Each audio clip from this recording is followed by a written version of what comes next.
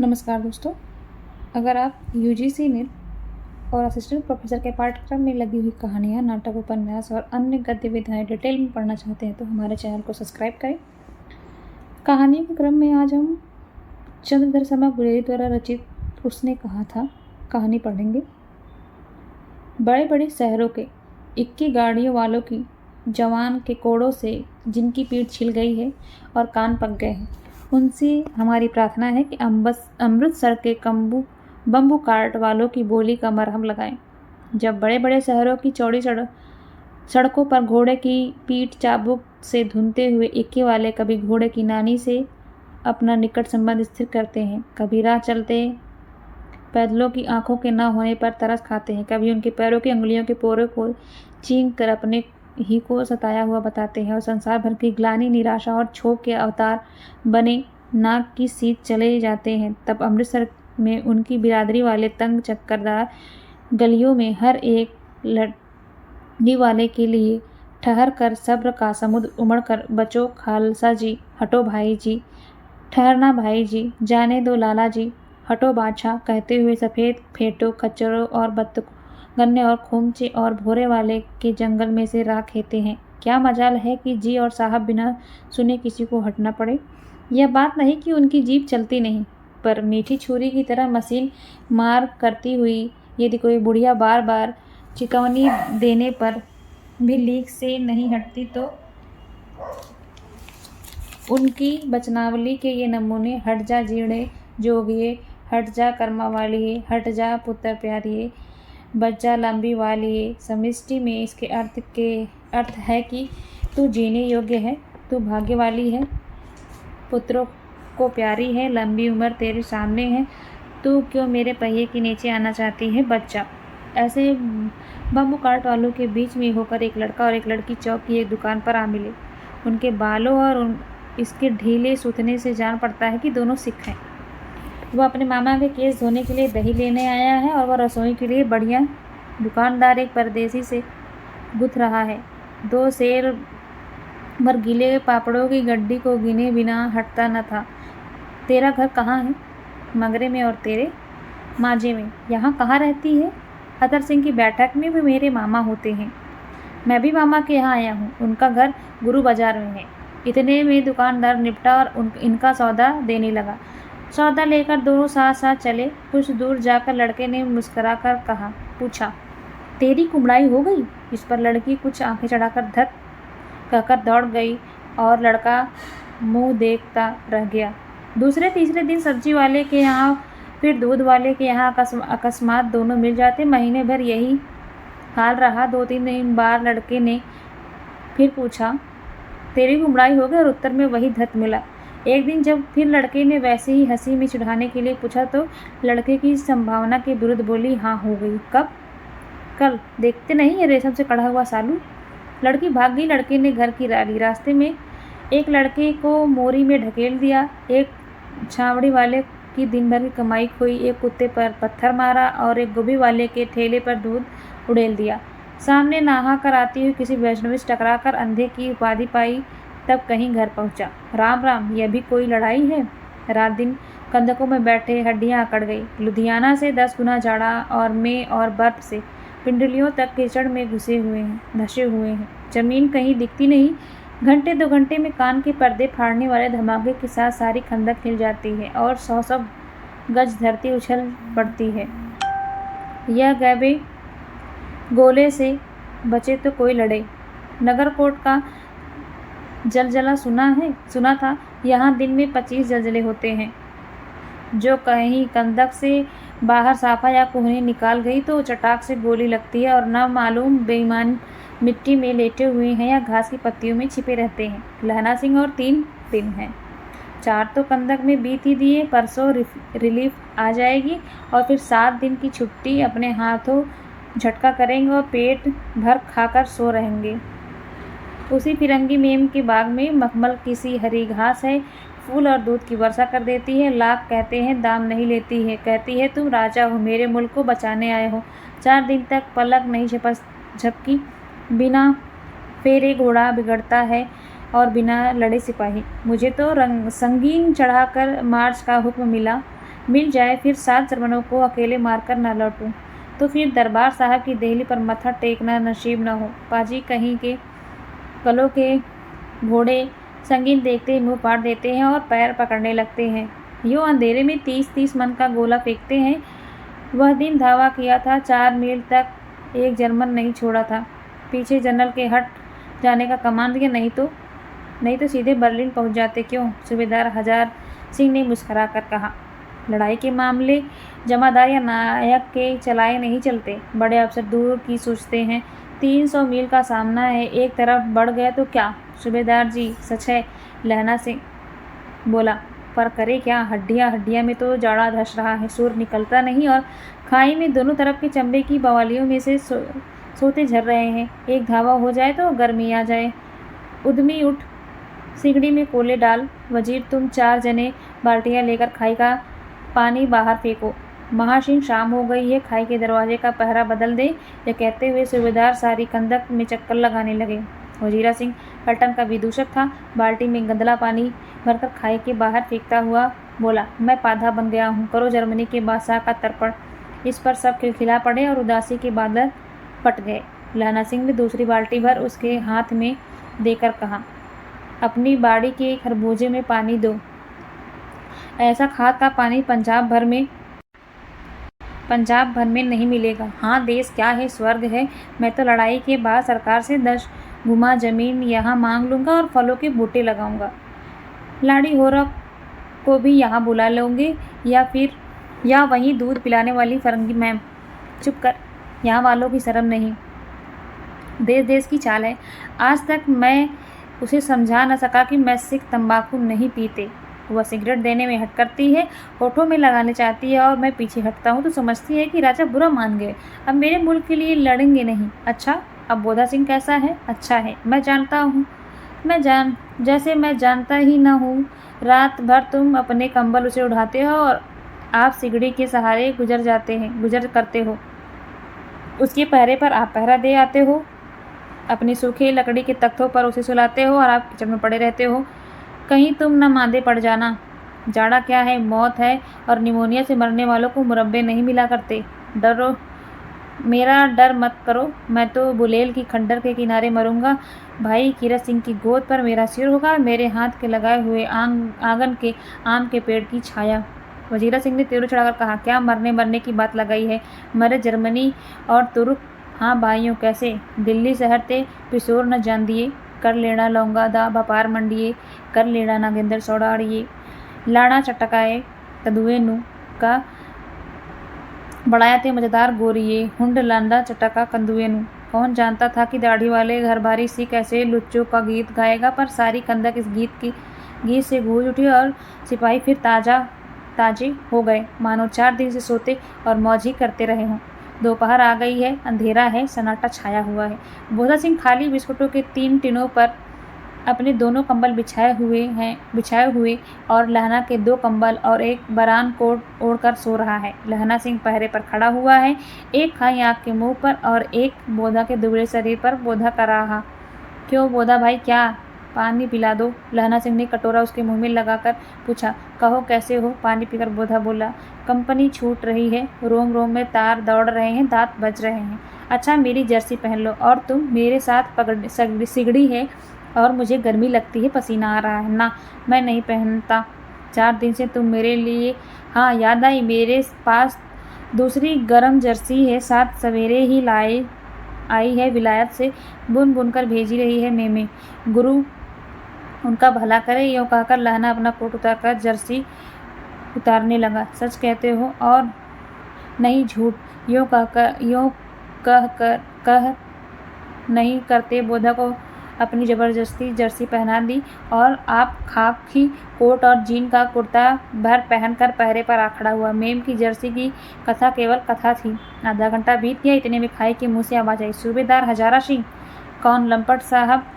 हुक्म हुजूर कहकर सूबेदार तनकर फौजी सलाम करने सामने हुआ। देखा, इसी समय धावा करना होगा। मील भर की दूरी पर पूर्व के कोने में एक जर्मन खाई, उसमें 50 से ज़्यादा जर्मन नहीं है। इन पेड़ के नीचे 2 खेत काट कर रास्ता है, 3 घुमाव है, जहाँ मोड़ है वहाँ 15 जवान खड़े कर आया हूँ। तुम यहाँ 10 आदमी छोड़कर सबको साथ ले उनसे जा मिलो। खंदक छीन कर वहीं जब तक दूसरा हुक्म न मिले डटे रहना, हम यहाँ रहेंगे, जो हुक्म। चुपचाप सब तैयार हो गए। बोधा भी कंबल उतार कर चलने लगा। तब लहना ने उसे रोका। लहना आगे हुआ तो बोधा के बाप सूबेदार ने अंगुली से बोधा की ओर इशारा किया। लहना समझकर चुप हो गया। पीछे 10 आदमी थे। आदमी रे इस पर बड़ी हुज्जत हुई। कोई रहना न चाहता था। समझा बुझाकर सूबेदार ने मार्च किया। लपटन साहब लहना की सिगड़ी के पास मुंह फेर कर खड़े हो गए और जेब से सिगरेट निकालकर सुलगाने लगे। 10 मिनट बाद उन्होंने लहना की ओर हाथ बढ़ाकर कहा, तुम भी पी लो। आंख मारते मारते लहना सब समझ गया। मुंह का भाव छिपाकर बोला, लाओ साहब। हाथ आगे करते ही उसने सिगड़ी की उजाले में मुंह का साहब देखा। बाल देखे तब उसका माथा ठनका। लपटन की पट्टियों वाले बाल एक दिन में ही कहाँ उड़ गए और उनकी जगह कैदियों से कटे बाल कहाँ से आ गए। शायद साहब शराब पिए और उन्हें बाल कटवाने का मौका मिल गया। लहना ने जांचना चाहा। लपटन साहब 5 वर्ष से अपनी रेजिडेंस में थे। क्यों साहब, हम लोग हिंदुस्तान कब जाएंगे? लड़ाई खत्म होने पर। क्यों, क्या यह देश पसंद नहीं? नहीं साहब, शिकार के वे मज़े यहाँ कहाँ याद है। पर साल नकली लड़ाई के पीछे हम आप जगाधरी जिले में शिकार करने गए थे। हाँ हाँ, वही जब आप खोते पर सवार थे और आपका खान सामा अब्दुल्ला रास्ते के एक मंदिर में जल चढ़ाने को रह गया। बेशक पाजी कहीं का। सामने से एक नील गाय निकली तो ऐसी बड़ी मैंने कभी न देखी। और आपकी एक गोली कंधे में लगी और पुट्टे से निकली। ऐसे अफसर के साथ शिकार खेलने में मज़ा है। क्यों साहब, शिमले से तैयार होकर एक उस नील गाय का सिर आ गया था ना। आपने कहा कि रेजिमेंट की मेस में लगाएंगे। हाँ, पर मैंने वह विलायत भेज दिया। ऐसे बड़े बड़े सींग 2-2 फुट के तो होंगे। हाँ लहना सिंह 2 फुट 4 इंच के थे। तुमने सिगरेट नहीं पिया? पीता हूँ साहब, दिया सलाई ले आता हूँ, कहकर लहना सिंह खंदक में घुसा। अब उसे संदेह नहीं रहा। उसने झटपट निश्चय कर लिया कि क्या करना चाहिए। अंधेरे में किसी सोने वाले से वह टकराया। कौन? वजीरा सिंह। हाँ, क्यों लहना, क्या कयामत आ गई? जरा तो आंख लगने दी होती। होश में आओ, कयामत आई। लपटन सिंह की वर्दी पहनकर आई है क्या? लपटन सिंह या तो मारे गए या तो कैद हो गए। उनकी वर्दी पहनकर एक कोई जर्मन आया है। सूबेदार ने इसका मुंह नहीं देखा, मैंने देखा और बातें की। सोहरा साफ उर्दू बोलता है, पर किताबी उर्दू और मुझे पीने को सिगरेट दिया है। तो अब मारे गए, धोखा है। सूबेदार होरा कीचड़ में चक्कर काटते फिरेंगे और यहाँ खाई पर धावा होगा। उठो, एक काम करो, पलटन के निशान देखते थे दौड़ जाओ और अभी बहुत दूर न गए होंगे। सूबेदार से कहो एकदम लौट आए। खंदक की बात झूठ है। चले जाओ, खंदक के पीछे से निकल जाओ, पत्ता तक न खड़के, देर मत करो। हुक्म तो यह है कि यही ऐसी तैसी हुक्म की मेरा हुक्म। जमादार लहना जो इस वक्त यहाँ सबसे बड़ा अफसर है, उसका हुक्म है। मैं लपटन सिंह की खबर लेता हूँ। पर यहाँ तो तुम 8 हैं। 8 नहीं, 10 लाख। एक अकालिया सिख 1.25 लाख के बराबर होता है। चले जाओ। लौटकर खाई के मुहाने पर लहना सिंह दीवार को चिपक गए। उसने देखा कि लपटन साहब ने जेब से बेल के बराबर 3 गोले निकाले। तीनों की जगह खंदक की दीवारों में घुसेड़ दिया और तीनों में एक तार सा बांध दिया। तार के आगे सूत की एक गुत्थी थी, उसने जिसे सिगड़ी के पास रखा। बाहर की तरफ जाकर दिया सलाई जलाकर गुत्थी पर रखने, बिजली की तरह दोनों हाथ से उल्टी बंदूक को उठाकर लहना ने साहब की कुहनी पर तान कर दे मारी। धमाके के साथ साहब के हाथ से दिया सलाई गिर पड़ी। लहना ने एक कुंदा साहब की गर्दन पर मारा और साहब आँख मीन गॉड कहते हुए चित्त हो गए। लहना ने तीनों गोले बीन के खंदक से बाहर फेंके और साहब को घसीटकर सिगड़ी के पास ले आए। जेबों की तलाश ली। 3-4 लिफाफे और डायरी निकली, उन्हें अपनी जेब के हवाले किया। साहब की मूर्छा हटी। लहना सिंह हंसकर बोला, क्यों लपटन साहब, मिजाज कैसा है आज? मैंने बहुत बातें सीखी। यह सीखा कि सिख सिगरेट पीते हैं। यह सीखा कि जगाधरी के जिले में नील गाय होती हैं और उनके 2 फुट इंच के सींग होते हैं। यह सीखा कि मुसलमान खानसामा मूर्तियों पर जल चढ़ाते हैं और लपटन साहब खोते पर चढ़ते हैं। पर यह तो कहो, सिर्फ आप उर्दू कहाँ से सीख आए? हमारे लपटन साहब तो बिन डेम के 5 लफ्ज भी नहीं बोला करते थे। लहना ने पतलून की जेबों की तलाशी नहीं ली थी। साहब ने मानो जाड़े के बचने के लिए दोनों हाथ जेब में डाले। लहना सिंह कहता गया, चालाक तो बड़े हो, पर मांझे पर लहना इतने बरस लपटन साहब के साथ रहा, उसे चकमा देने के लिए 4 आंखें चाहिए। 3 महीने हुए एक तुर्की मौलवी मेरे गांव आया था। औरतों को बच्चे होने के ताबीज बांटता और बच्चों की दवाइयाँ देता। चौधरी की बड़ के नीचे मजा बिछाकर हुक्का पीता रहता और कहता था कि जर्मनी वाले बड़े पंडित है, वेद पढ़ पढ़ कर उनमें से विमान चलाने की विद्या जान गए हैं। गौ को नहीं मारते, हिंदुस्तान में आएंगे तो गोहत्या बंद कर देंगे। मंडी के बनियों की बहकाता कि डाक खाने से रुपया निकाल लो, सरकार का राज्य जाने वाला है। डाक बाबू पोलूराम भी डर गया था। मैंने मुल्ला जी की दाढ़ी मोड़ दी थी और गांव से बाहर निकलकर कहा, जो मेरे गांव में अब पैर रखा तो साहब की जेब में से पिस्तौल चला और लहना की जांग में गोली लगी। इधर लहना की हेनरी मार्टिन के 2 फायरों ने साहब की कपाल क्रिया कर दी। धड़ाका सुनकर सब दौड़ाए। बोधा चिल्लाया, क्या है? लहना ने उसे यह कर सुला दिया कि एक हड़का हुआ कुत्ता आया था, मार दिया। और औरों से यह हाल कह दिया। सब बंदूकें लेकर तैयार हो गए। लहना ने साफा फाड़ कर घाव के दोनों तरफ पट्टी कसकर बांधी। घाव मांस में ही था। पट्टियों के कसने से लहू निकलना बंद हो गया। इतने में 70 जर्मन चिल्लाकर खाई में घुस पड़े। सिखों की बंदूकों की बाढ़ ने पहले धावे को रोका, दूसरे को रोका, पर यहाँ थे 8। लहना तक कर मार रहा था। वह खड़ा और बाकी लेटे हुए थे। वे 70 अपने मुर्दा भाइयों के शरीर पर चढ़कर जर्मन आगे घुसाते थे। थोड़े से मिनटों में वे अचानक आवाज़ें, वाह गुरुजी फतह, वाह गुरुजी खालसा, धड़ाधड़ बंदूकियों के फायर जर्मनों की पीठ पर पड़ने लगे। ऐन मौके पर जर्मन के 2 चक्की के पाटों के बीच में आ गए। पीछे से सूबेदार हजार सिंह के जवान आग बरसाते थे और सामने लहना सिंह के साथियों के संगीन चल रहे थे। पास आने पर पीछे वालों ने भी संगीन पिरोना शुरू कर दिया। एक किलकारी और अकाल सिखों दी फौज आई।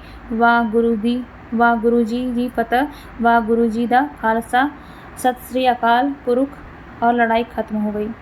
63 जर्मन या तो खेत रहे या करा रहे थे। सिखों में 15 के प्राण गए।